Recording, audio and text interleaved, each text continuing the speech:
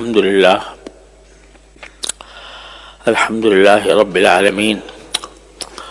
والصلاة والسلام على رسوله الكريم وعلى آله وأصحابه أجمعين وعلى كل من تبعهم بإحسان إلى يوم الدين أما بعد پچھلے چند ہفتوں سے میں قرآن کریم کی ایک آیت پر بات کر رہا ہوں جو سورہ مائدہ کی آیت ہے، اور اس میں ایک مختصر لیکن نہایت جامع پیغام اللہ تبارک و تعالیٰ نے ہم سب کو دیا ہے، اور وہ پیغام یہ ہے کہ یا ایھا الذین آمنوا علیکم انفسکم، اے ایمان والو تم خود اپنی خبر لو، اپنی فکر کرو، یعنی دوسروں کے اوپر تنقید کرنے کے مشغلے کو چھوڑو اور خود اپنے اوپر تنقید کرو،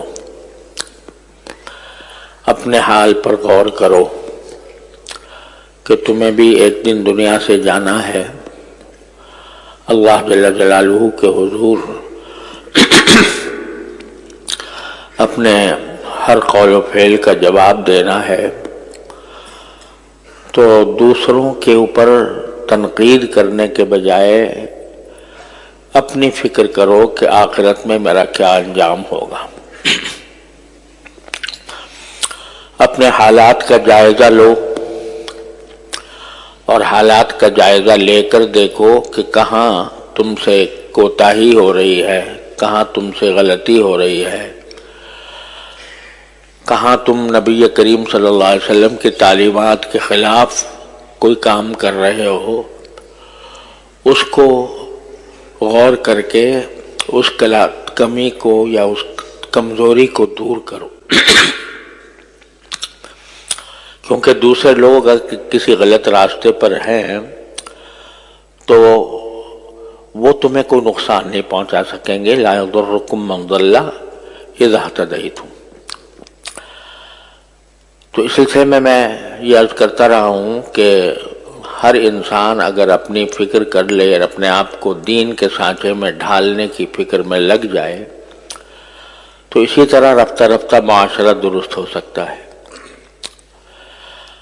تو ہمارے اندر بعض اوقات ہمیں خیال ہوتا ہے کہ الحمدللہ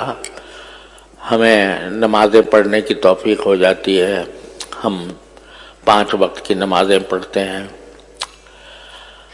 اول تو اس میں بھی کوتاہیاں ہوتی ہیں، ان کا بھی جائزہ لیتے رہنا چاہیے کہ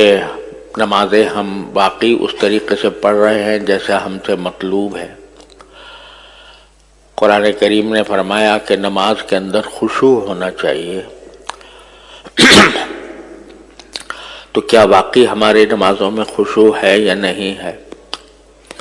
اس کی فکر کرنی چاہیے۔ اگر نہیں ہے تو اس کو حاصل کرنے کی طرف لگ جانا چاہیے۔ لیکن اللہ تعالیٰ کا شکر ہے کہ جیسے تیسے نمازیں ادا ہو جاتی ہیں۔ رمضان آتا ہے تو ہم روزہ رکھ لیتے ہیں،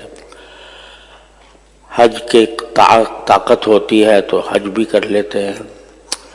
زکوٰۃ ہم پر واجب ہوتی ہے تو کچھ نہ کچھ ادا کر دیتے ہیں۔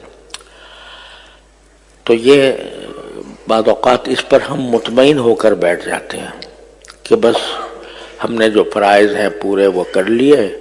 اب اس کے بعد ہماری کوئی ذمہ داری نہیں رہی۔ لیکن جیسا میں نے ابھی عرض کیا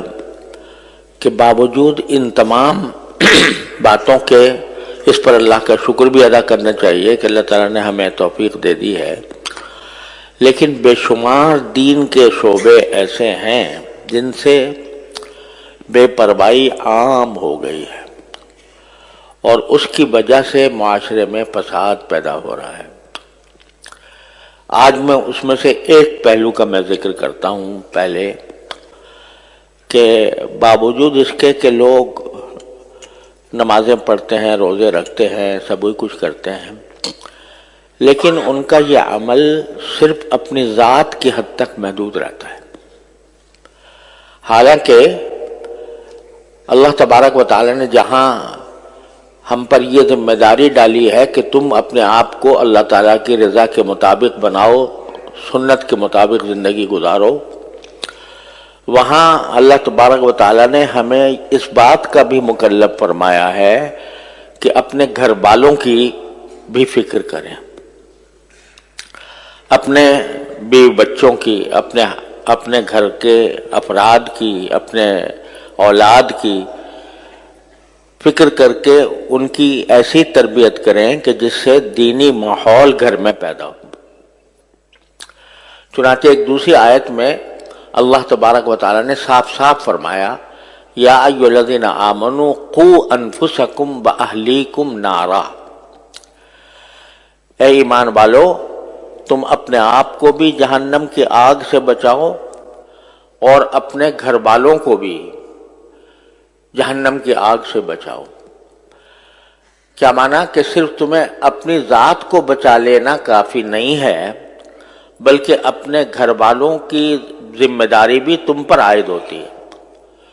تم اپنی فیملی کے سربراہ ہو، اپنے خاندان کے سربراہ ہو، تو تمہارا فرض ہے کہ اپنی بیوی کو، اپنے بچوں کو، اپنی اولاد کو، بلکہ اگر بہن بھائیوں کو بھی سیدھے راستے پر رکھنے کی کوشش کرو۔ اب آج کل یہ صورتحال بہت عام ہو گئی ہے کہ ایک انسان اپنی ذات میں بڑا پکا نمازی ہے، صف اول میں پہنچتا ہے اور تکبیر اولیٰ کے ساتھ نماز جماعت میں ادا کرتا ہے، لیکن اس کی اولاد کا حال یہ ہے کہ وہ بالکل الٹی سمت میں جا رہی ہے۔ وہ اس کو نہ نماز کا پتہ ہے، نہ روزے کا پتہ ہے، روزہ چلو شاید رکھ لیا نہیں رکھ لیا، لیکن نمازوں کی فکر نہیں، نماز کو باجماعت ادا کرنے کی فکر نہیں، اس کو دین کی بنیادی باتوں کا پتہ نہیں، اس کو قرآن کریم پڑھنا نہیں آتا، اس کو قرآن کریم کی تلاوت کی توفیق نہیں ہوتی، اور وہ دن رات دوسری طرف لگا ہوا ہے، لہو و لعب میں، کھیل کود میں، اور اس کو ایسی تعلیم گاہوں میں اس کی تربیت ہو رہی ہے جہاں دین کا کوئی نشان نہیں ہے۔ آج ایک نہیں سینکڑوں مثالیں میرے سامنے آتی ہیں کہ بڑا نیک لوگ ہیں اور اپنی ذات میں نماز بھی پڑھتے ہیں، روزہ بھی رکھتے ہیں، حج بھی کرتے ہیں اور تبلیغ میں بھی وقت لگاتے ہیں، لیکن اولاد کی طرف دیکھو تو وہ دوسری طرف جا رہی ہے اور اس کو دین کا کوئی ہوش نہیں ہے، کوئی پتہ نہیں ہے۔ وجہ کیا ہے کہ جو ایک انسان کے ذمے اپنے اولاد کی تعلیم و تربیت کی جو ذمہ داری ہے اس کا احساس نہیں۔ وہ سوچتے ہیں کہ بھئی ہم نے تو اپنا کر لیا، اب یہ نئی نسل ہے، نئے بچے ہیں، نیا ماحول ہے، یہ دنیا کے معاملات کے اندر یہ جانے اور ان کا کام جانے، اس کی طرف توجہ نہیں ہوتی۔ نتیجہ یہ ہے کہ مثلاً آج کل اس بات کو بڑا معیار فخر سمجھا جاتا ہے کہ ہم نے اعلیٰ تعلیمی اداروں میں ان کو تعلیم دلوائی ہے، ایسے اسکولوں میں تعلیم دلوائی ہے کہ جہاں دنیا کے علوم بڑے اچھے معیار کے ساتھ پڑھائے جاتے ہیں، وہاں ہم نے ان کو بھیج دیا۔ اب وہاں جا کر ان کی جو ذہن ہے یا ان کا جو فکر ہے، سوچ ہے، وہ بالکل مختلف راستہ اختیار کر لیتی۔ لوگ بڑے فخر سے کہتے ہیں کہ بھئی میرے بیٹے نے جو ہے وہ فلاں ڈگری حاصل کی ہے، اس کے اندر نمایاں پوزیشن لی ہے، اور اس کو اسکالرشپ دی گئی ہے اور اس کی اسکالرشپ کے ذریعے اس کو باہر بھیجا جا رہا ہے۔ بے دھڑک اس کو ایک اعلیٰ فخر کی بات سمجھ کر اپنی اولاد کو باہر بھیج دیتے ہیں، اور باہر بھیجنے کے بعد وہ اولاد پھر بعد میں خود روتے ہیں کہ یہ ہمارے ہاتھ سے نکل گئی۔ ایسے مثالیں بے شمار ہمارے سامنے آتی ہیں، اچھے خاصے نیک لوگ، اور بس اس لیے اس فکر میں کہ ان کو بہت اعلیٰ ڈگری مل جائے گی تو ان کو بڑی اعلیٰ ملازمتیں ملیں گی، بڑا ان کا اعلیٰ روزگار ہو جائے گا، اس کی فکر میں انہوں نے ان کو باہر بھیج دیا۔ اور باہر حیرانی ہوتی ہے کہ تہجد گزار لوگ صرف لڑکوں کو نہیں، اپنی بیٹیوں کو تنہا بھیج دیتے ہیں دوسرے علاقے میں، دوسرے ممالک کے اندر، اور وہاں جا کر وہ بیٹی الگ رہتی ہے، تنہا رہتی ہے، تنہا تعلیم حاصل کرتی ہے، اور بعد میں پھر جب کہا جائے کہ بھئی یہ بیٹی کہاں گئی تو رونا روتے ہیں کہ جی اب کیا کریں، ہمارے ہاتھ سے نکل گئی، ہمارے اختیار سے باہر ہو گئی۔ ایسے بھی ہیں کہ جو کہیں باہر نہیں بھیجتے لیکن دنیا کے اندر رہتے ہوئے بھی یہ اس بات کی کبھی فکر نہیں ہوتی کہ اپنی اولاد کو کی تربیت کا کوئی اہتمام کریں۔ ایسے اسکولوں میں پڑھ رہی ہے اولاد جہاں دین کا نام و نشان نہیں، ایک مشکل سے ایک اسلامیات کا گھنٹہ ہوتا ہے، وہ بھی اسلامیات کے گھنٹے میں کوئی نہ ان کو یہ پتہ چلتا ہے کہ وضو کب کرنا چاہیے، کیسے کرنا چاہیے، نہ ان کو یہ پتہ چلتا ہے کہ نماز کے کیا طریقے ہوتے ہیں، نہ ان کو قرآن کریم پڑھنا آتا ہے، نہ ان کو دین کے بنیادی احکام کا علم ہوتا ہے۔ اس کی وجہ سے اولاد جو ہے وہ دین سے بالکل غافل ہو کے رہ جاتی ہے۔ اور آج کل تو سوشل میڈیا کا زمانہ ہے، تو ہر ایک کے ہاتھ میں بچے کے ہاتھ میں ٹیلی فون ہے، اور ٹیلی فون کے اندر جو کچھ خرافات اس کے اندر ہوتی ہے وہ خرافات سے میں ملوث ہوتا ہے، اور وہ ان خرافات کا مقتضا ہی یہ ہے کہ انسان آخرت کو بھول جائے اور دنیا کی فکر کرے، اس میں لگے ہوئے ہیں۔ تو میرے بھائیوں اور عزیزوں، یہ ہم کیا اس پر مطمئن ہو کے بیٹھ گئے کہ بھئی ہم تو نمازی ہیں، الحمدللہ ہم نمازوں کے اندر آتے ہیں، جماعت میں شامل ہوتے ہیں، جمعہ پڑھتے ہیں، اور ہم نمازوں کی ہمیں توفیق ہو جاتی ہے، لیکن اولاد کیسے کہاں جا رہی ہے اس کی طرف فکر نہیں۔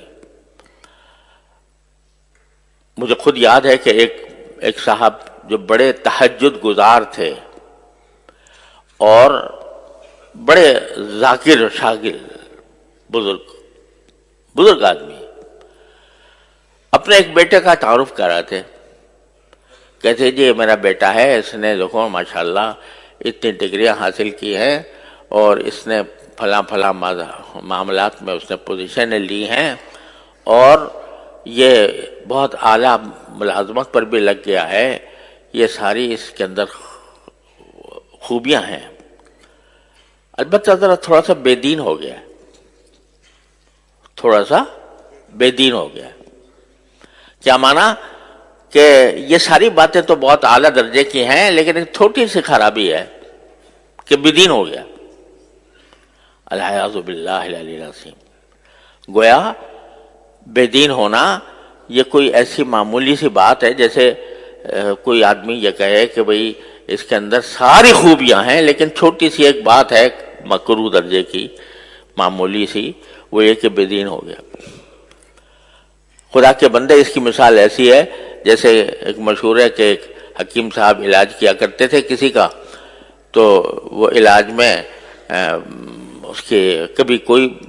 تکلیف پیدا ہو جاتی تھی، کبھی کوئی تکلیف پیدا ہو جاتی تھی، کوئی اس کو دست آ جاتے تھے کچھ، تو حکیم صاحب کہا کرتے تھے کہ اچھا کرو، نکل رہا ہے دست، جو مادہ ہے وہ سب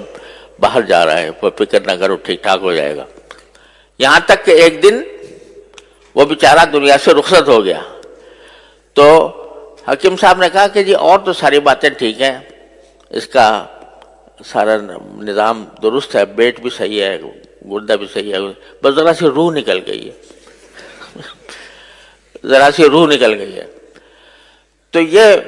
اسی طرح کہہ رہے ہیں کہ بھائی بہت اعلیٰ اس نے مقامات حاصل کر لیے ہیں، ڈگریاں اس کو مل گئی ہیں، اعلیٰ ملازمتیں اس نے حاصل کر لی ہیں، بس ذرا سا بے دین ہو گیا،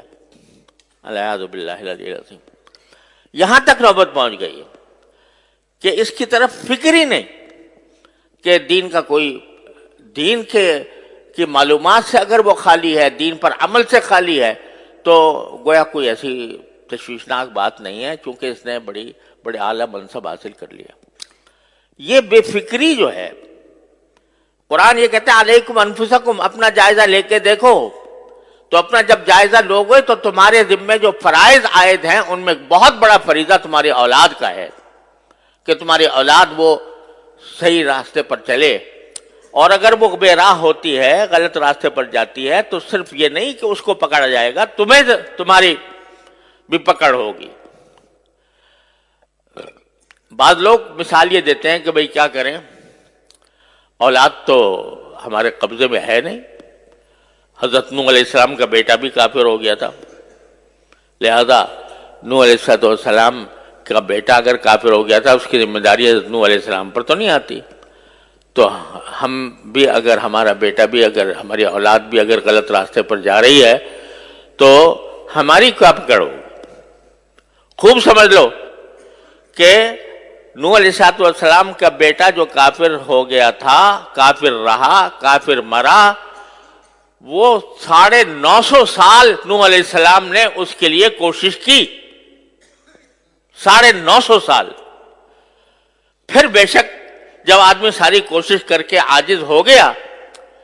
تو پھر بے شک اللہ تعالیٰ کے ہاں اس کی معافی ہوگی۔ لیکن آپ نے کتنے دن صرف کیے، کتنا وقت آپ نے اس کام پر لگایا کہ اپنی اولاد کو صحیح راستے پر رکھیں؟ آپ نے اس کو تعلیم ایسی دلوائی جس میں دین کا کوئی نام و نشان نہیں، آپ نے اس کو ایسے علاقوں میں بھیجا کہ جہاں اس کو بے دین ہونا ہی تھا، خود اپنے عمل سے آپ نے یہ کام کیا، تو پھر آپ وہ مثال نہیں دے سکتے۔ ایک اور بعض اوقات یہ مغالطہ ہوتا ہے کہ بھئی ہم نے تو اولاد کو بہت سمجھایا لیکن کیا کریں، مانتی نہیں۔ تو قرآن نے اس آیت میں جو میں نے ابھی آپ کے سامنے پڑھی تھی، اس کے اندر اس کا بھی جواب دیا۔ یہ فرمایا کہ تم اپنے آپ کو بھی آگ سے بچاؤ، اپنی اولاد کو بھی آگ سے بچاؤ۔ یہاں لفظ جو استعمال کیا کہ آگ سے بچاؤ، اس میں خود ایک پیغام دے دیا کہ ایک فرض کرو تمہارا ایک نادان بچہ ہے، وہ آگ کی طرف بڑھ رہا ہے، دنیا کی آگ کی طرف جا رہا ہے، آگ کی طرف، اور خطرہ ہے کہ وہ آگ کے اندر جا کر جل جائے گا۔ تو کیا تم صرف زبانی فہمائش پر اکتفا کرو گے؟ یعنی صرف اس بات پر اکتفا کرو گے کہ بیٹا یہ آگ ہے، اس میں جل جاؤ گے، مت جانا اس میں، اور کیا کہ فارغ ہو جاؤ گے؟ اور اگر وہ آگے بڑھتا رہے تو کیا یہ کہو گے کہ بھئی ہم نے تو بہت سمجھایا، جا ہی رہا ہے آگ کی طرف؟ کوئی باپ اس کو آگ کی طرف جاتے دیکھ کر صرف زبانی جمع خرچ پر اکتفا نہیں کر سکتی، آگے بڑھ کر اس کو گود میں لے کر اس کو وہاں سے ہٹائے گی۔ تو کوشش وہ معتبر ہے کہ جو جس طرح دنیا کی آگ سے تم ایک اپنی نادان اولاد کو بچاتے ہو، اس طرح اتنی ہی اہمیت کے ساتھ اس کو جہنم کی آگ سے بچانے کی فکر کرو۔ اس کے لیے ضرورت ہے کہ تم اپنے گھر میں ماحول ایسا پیدا کرو، بچوں کو ایسی تعلیم دو، جب تک کہ بچہ قرآن کریم نہ سیکھ لے، قرآن کریم اس کو پڑھنا نہ آ جائے، اس وقت تک کسی اور کام میں اس کو مت ڈالو۔ ہمارے ہاں الحمدللہ مسلمانوں کی تاریخ یہ ہے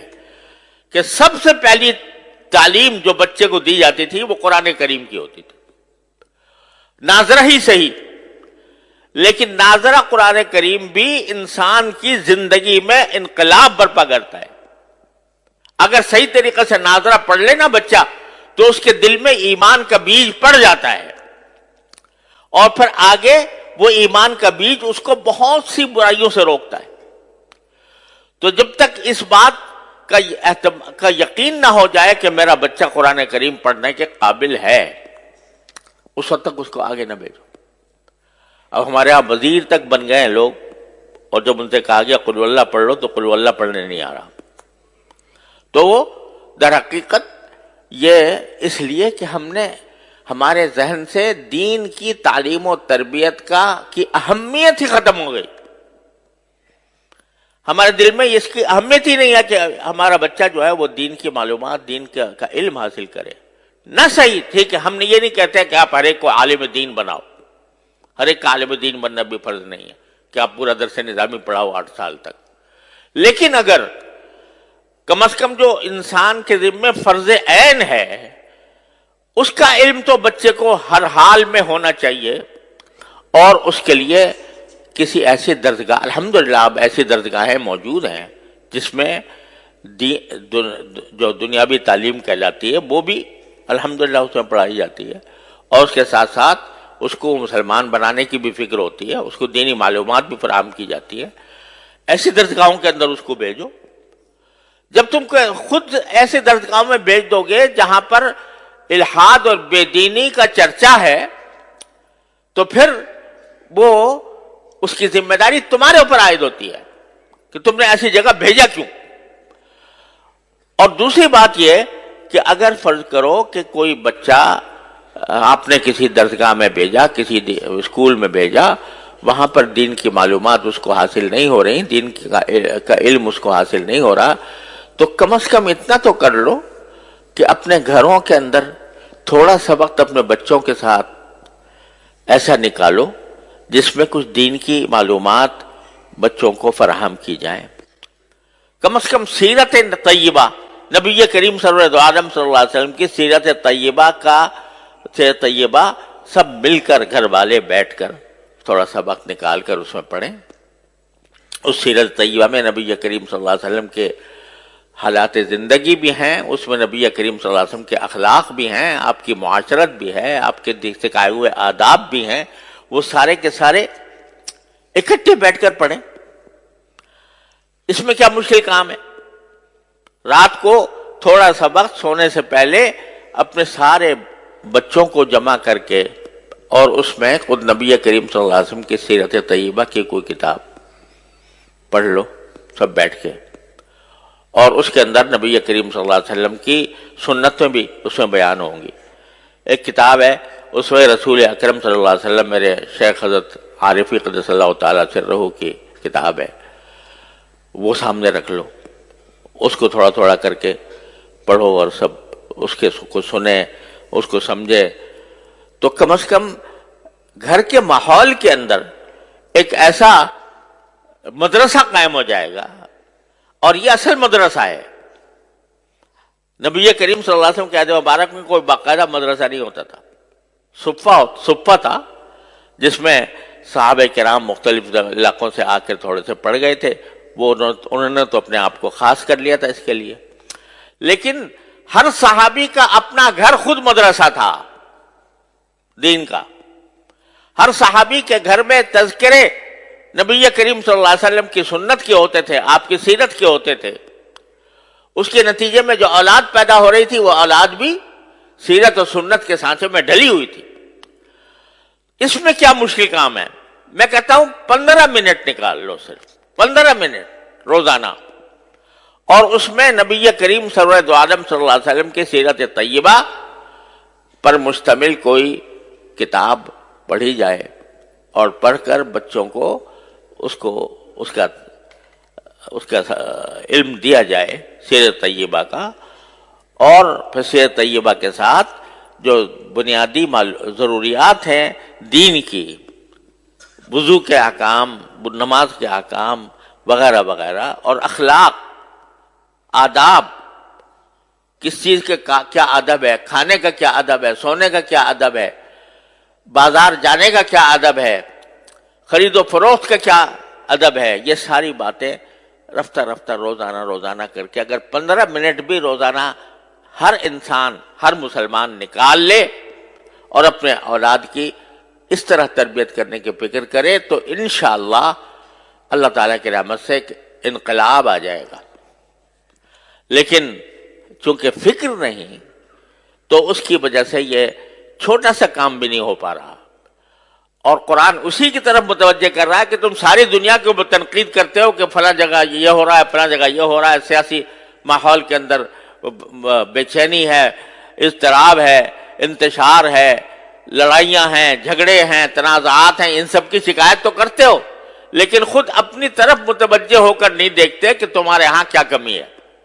اگر تم فرض کرو کہ مکمل طور پر اسلامی احکام پر عمل کر رہے ہو، لیکن تمہاری اولاد اور تمہارے گھر والے دوسری طرف جا رہے ہیں، اس کی ذمہ داری بھی تمہارے اوپر عائد ہوتی ہے۔ اپنی فکر کرو، اور اس کا ایک آسان راستہ میں آپ حضرات کی خدمت میں عرض کر رہا ہوں کہ 15 منٹ نکال لو روزانہ رات کو، اور اپنے گھر والوں کو جمع کر کے اس میں سیرت طیبہ اور احکام شریعت کی کتاب حضرت حکیم محمد مولانا تھانوی رحمۃ اللہ علیہ کی حیات المسلمین ہے مثلا، وہ پڑھ کے، بہت آسان کتاب ہے، آسانی کے ساتھ پڑھی جا سکتی ہے، وہ پڑھ کے سب کے سامنے پڑھی جائے تو انشاءاللہ اس سے ایک ماحول پیدا ہوگا اور اصلاح کی طرف ایک پیش قدمی ہوگی۔ اللہ تبارک و تعالیٰ اپنے فضل و کرم سے ہم سب کو اس کی توفیق عطا فرمائے۔ وآخر دعوانا الحمدللہ رب العالمین۔